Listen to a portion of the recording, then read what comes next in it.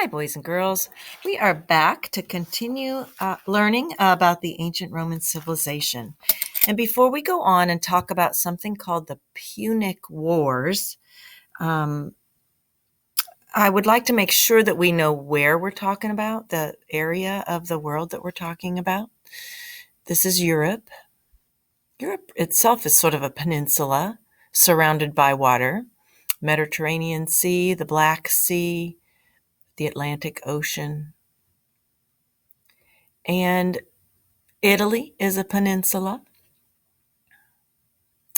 that extends into the Mediterranean Sea. The city of Rome is here on the Tiber River in Italy. The northern part of Italy, the part that actually is attached to Europe itself, is very mountainous and very high, jagged mountains that are hard to get across.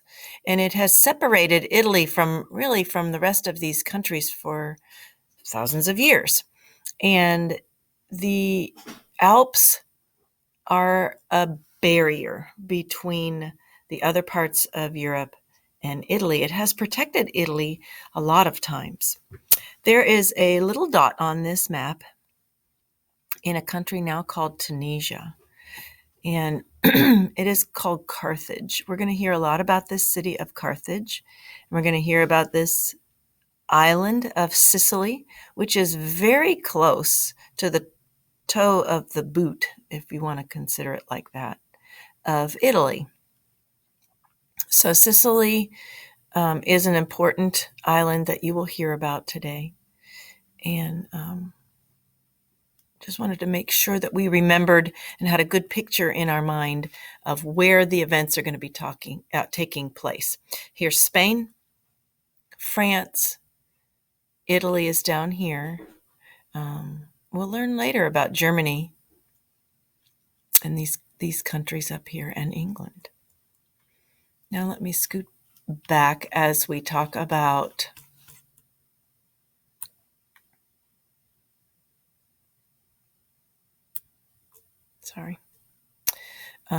review a little bit. Here's some of the agriculture.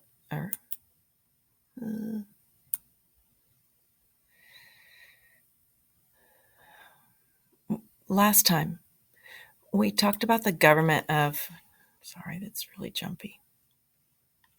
The government of Rome, and then what became large Roman Empire eventually, as Rome grew from just a tiny village to a city, to an area, and empire, and then back sort of to a country. We learned last time about the Etruscan kings. Every city had its own king. We've talked a lot about that when we've talked about Mesopotamia and how each of those were called a city-state. Talked about that with Greece. We had city-states, not necessarily countries that were united.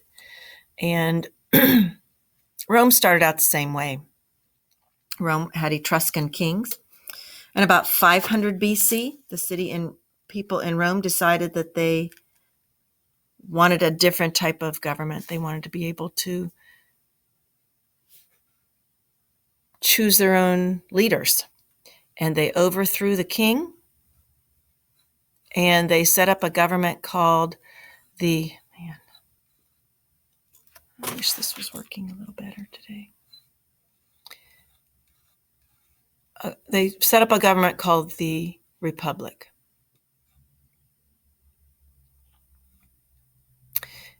The Republic really, trying to find that one picture.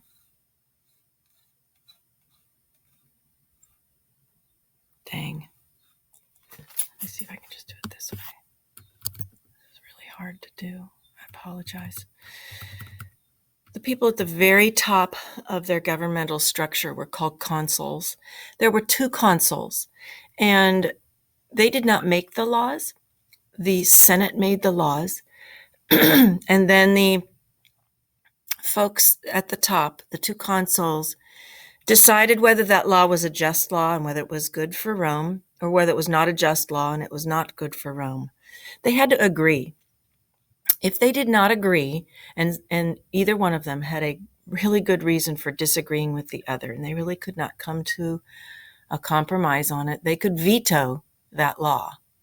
And they would say veto. We have that same kind of thing in our government today, where senators make the laws, and it goes to one person at the top called a president. He can sign it into law or not sign it into law, and then if he does not sign it into law, he can veto that and send it back and say, fix this, and then maybe we can come to an agreement. So our government in the United States is based a lot upon the Roman government, a lot of the same terms, a lot of the same procedures. Senators making laws and sending them up to the two consuls. We call this a check and a balance. When the senators don't get to just make the laws, they have to think about it, decide whether that is a good idea, and send that idea on to the consuls, who also discuss it and decide whether it's a good idea. Checks and balances. They balance each other out, and they can check each other. They can stop each other. We talked also about 3 different groups of people. The patricians were the wealthiest people. There were not very many patricians. They owned a lot of land. They usually were folks who were elected to be senators. They were citizens, could vote. Plebeians, many plebeians. These are the folks in the middle who did a lot of the hard work. They owned the shops. They were merchants. They might be fishermen, boaters, brickmakers, soldiers. The plebeians, there were more plebeians than any other group of people in Rome. And then there were slaves. And slaves were often captured in war and sold as property. One thing about Roman slaves is eventually they could buy their own freedom. They were allowed enough education to be able to do their job well. They were still slaves.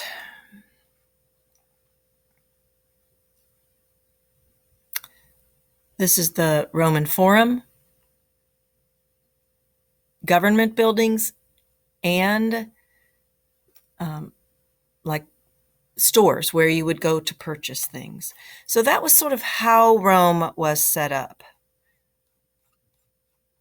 I love this. This is a really good, you've got this in your book, and it's a really good picture to help you remember the different groups of people that were all part of Rome and really made Rome work. If you didn't have one of these groups of people, then Rome would have a harder time making decisions.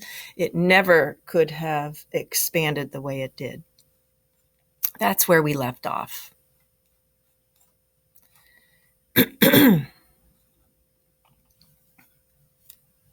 Today we're going to continue to talk about Rome, but we're going to talk about Punic Wars. And the Punic Wars were wars between Rome and Carthage. Remember, Carthage is that city that's in northern Africa, pretty close to Sicily, which is pretty close to Italy. So they really were not very far apart. And Carthage, at the time that these wars started, was a stronger and larger city-state, and empire than Rome was. And there were 3 different Punic Wars, the first Punic War, the second Punic War, and the third Punic War that we will talk about. And they are really important for Roman history, so they are important for us to study in this unit. We're going to learn about a man named Hannibal. Listen for that name when we get to it. So imagine you are a soldier in the Roman army. Your army is called the Roman Legion. You are a legionary. You're wearing heavy, thick armor and a helmet with flaps to protect your head and face during fights. If you are one of Rome's finest soldiers, you're wearing a helmet with a furry strip on top. Beside your armor, you have a shield, a spear, and a short sword. You have learned to march in perfect step with hundreds of other legionaries. You have faced many enemies in battle, and you are prepared to fight for Rome. Since the founding of the Roman Republic, you and other legionaries have proudly fought to expand Rome's power and influence. Rome is no longer just a city. Through the years, it has expanded to include the majority of the area known as present-day Italy. Dozens of kingdoms and other areas have been absorbed by the Roman Republic. Some have resisted and fought Rome's growing power, only to fall before the mighty Roman legions. Other kings have accepted Roman rule and have become wealthy patrician citizens.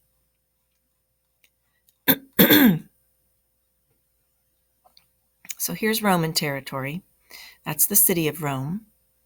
Here's the city of Carthage and the Carthaginian territory. Look at it all. At this point, it has all these islands and it's larger than Rome. They've put the Alps up here as well. This is an important thing. Remember, we talked about the Alps are the mountains at the northern part of what's now Italy. Morning. Now you are preparing to fight a new enemy. This enemy is not an old king desperately clinging to an old way of life. This enemy comes from across the Mediterranean. They are called the Carthaginians, and their goal is to destroy Rome itself. The Carthaginians, or the people of Carthage, are from North Africa. There, they have built a vast civilization even larger and richer than the Roman Republic. Carthage is a trading center of the known world. That makes sense. You're going to trade with everybody around the known world. It's really good to be on the seacoast, right? You could get into the Mediterranean Sea, put goods into your boat, take them over here, trade here, and come back. You could go all the way up around Greece, through the Bosporus into the Black Sea. It makes sense. By land and by sea, most traded goods from the exotic or unfamiliar lands to the east, Mesopotamia, Persia, India, pass through Carthaginian territory on their way to Rome or wherever else they may be headed. Perhaps a conflict between the powers of Rome and Carthage is unavoidable. Two growing civilizations may only share the same sea and land for so long. As Rome has expanded through Italy, Carthage has expanded through North Africa and across the sea to present-day Spain. Across the sea to Spain. This rivalry between these two expanding civilizations has led to several battles, which have become known as the Punic Wars.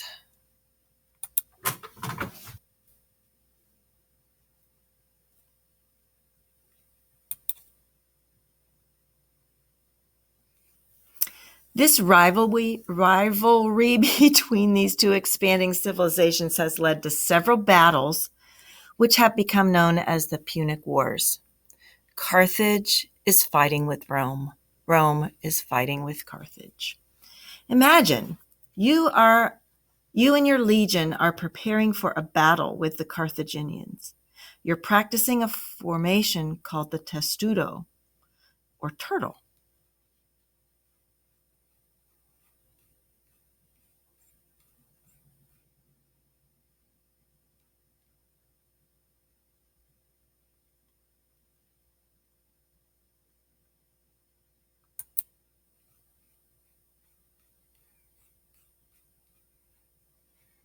Sort of looks like a turtle, doesn't it?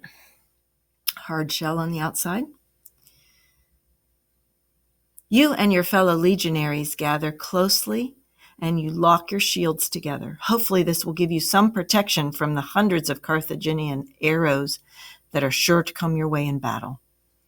You have not had much time to prepare. 2 days ago, your legions were preparing to be shipped off to fight on the island of Sicily just off the shore of Italy, which the Carthaginians are trying to claim as their own. Then, out of nowhere, your general announced that a mighty army was invading Rome from the north, something you and your fellow soldiers believed to be impossible.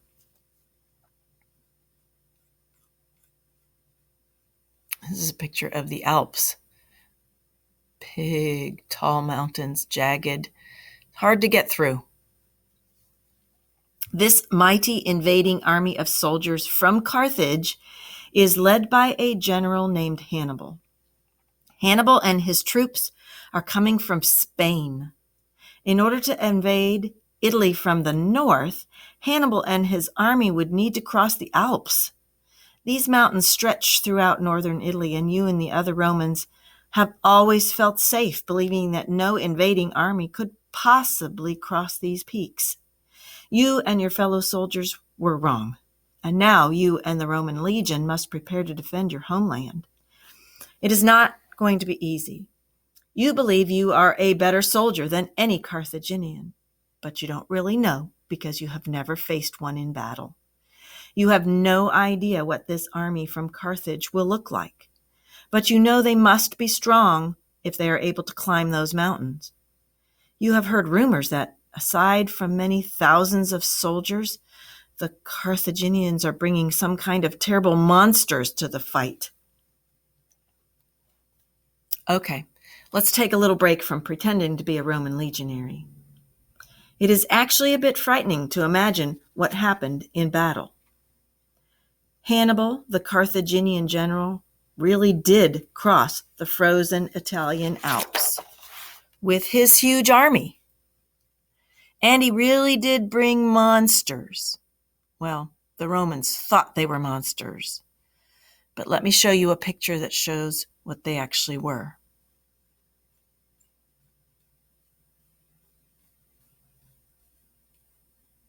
Battle-trained elephants. The Romans had never seen elephants before. Elephants are not only very big and very strong, they're also very smart. The Carthaginians used that size, strength, and intelligence to their advantage in war. That would be very scary. One of the reasons the Romans had been able to expand so quickly through Italy and beyond was because they were excellent fighters. Roman soldiers were highly disciplined, meaning that they obeyed orders and were more determined to win for Rome than to survive. The main part of the Roman army consisted of heavily armored soldiers. They were the foot soldiers, or infantry. The infantry was supported by cavalry, soldiers on horseback, like the ones in this image. They marched shoulder to shoulder toward the enemy and won because they stayed together instead of panicking and running away. At least, they didn't usually run away scared, but that's exactly what happened the very first time they encountered Hannibal and his war elephants.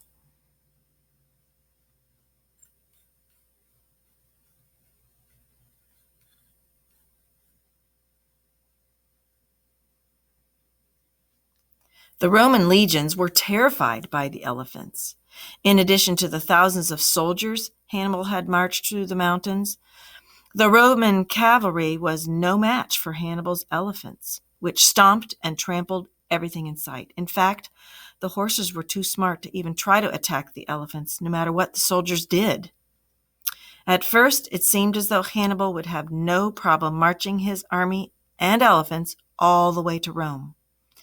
Unfortunately for Hannibal, the Romans were clever.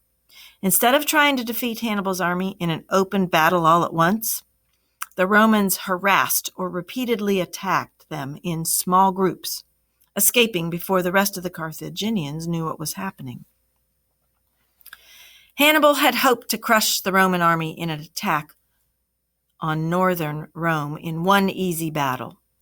But instead, he found himself roaming around the Italian countryside, trying to find enough food to feed thousands of hungry soldiers and a couple of dozen of elephants. Believe it or not, This went on for 16 years.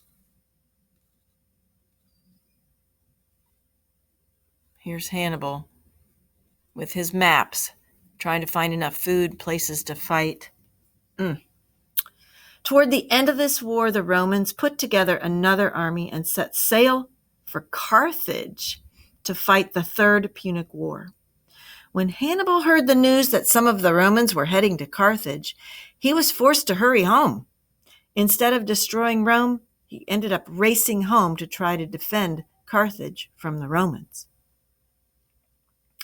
During these 3 Punic Wars, which lasted more than 100 years, Rome and Carthage fought for ultimate control of the Mediterranean Sea and all the land surrounding it. The Punic Wars did not turn out well for the Carthaginians. Eventually, the Romans sacked Carthage, meaning they took everything of value and destroyed the rest. They also took many Carthaginians as slaves. As a result of winning the Punic Wars, Rome gained control of nearly every bit of land around the Mediterranean Sea. This was the beginning of one of the most powerful empires in all of history.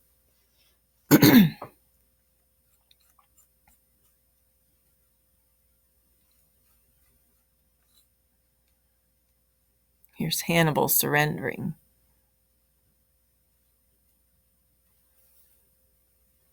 To the Romans. This is one of the symbols of Rome. It's an eagle. There's the short sword. Let's answer a few questions. What is the name for the conflict between the Romans and Carthaginians that caused them to battle for more than 100 years? The Punic Wars. What adjectives would you use to describe Roman legionaries? Strong legionaries. They practiced a lot. Brave legionaries. They fought in battles. Loyal legionaries, because they fought for Rome.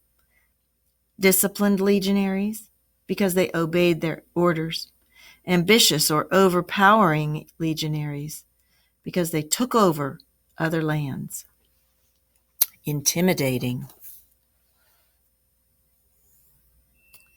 In the beginning of this read aloud, you heard that Rome had expanded.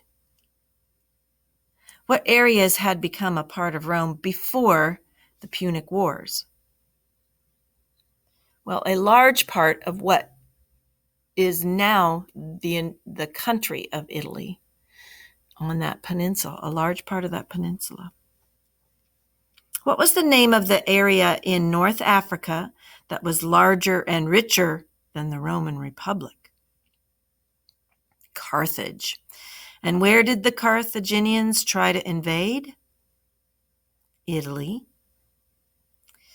Why do you think the Carthaginians wanted to invade Italy? Well, they were trying to gain power and the land around the Mediterranean Sea, just like Rome was trying to gain power and land around the Mediterranean Sea. And where did the first Punic War take place? On the island of Sicily, where that island that's between Carthage and Italy. Who was Hannibal? The general that led the Carthaginians over the Alps and into battle against the Romans during the Second Punic War. What monsters did Hannibal bring with him? And who harassed or repeatedly attacked Hannibal and his soldiers? Right, the Romans. They sort of changed tactics. Instead of having a large army all in order, marching out to meet their enemy and get trampled by elephants, they broke into smaller groups and attacked them from the side or from behind or at a time of day that they were not expecting. Why were the Romans surprised to hear that Hannibal and his Carthaginians were going to attack Rome? The Romans thought that the peaks of the Alps would be too difficult for any enemy soldiers to ever cross over, so they felt safe. Who was the victor or winner of the Punic Wars? The Romans were. And why and how did they win? Well, they had disciplined soldiers. They continued to harass Hannibal's weakened army in northern Italy for 16 years. And then they went over to Carthage and sacked it. What areas did the Romans control at the end of the Punic Wars? Well, they took over all of the area that had been controlled by Carthage. So the Romans had controlled the northern part of the Mediterranean. The Carthaginians had controlled the southern part, or the African part of the Mediterranean. And now Rome controlled all of it. What else did they gain as a result of the war? Well, they gained a lot of Carthaginian slaves. They took everything of value out of Carthage before they destroyed it. They gained more power. They gained more access to trade from the east, from Persia, from the Mediterranean, from Mesopotamia, and even further east into China. They gained a lot of power. Interesting story. I'm glad I don't have to encounter war elephants. Sorry that was so jumpy today. We'll do better tomorrow.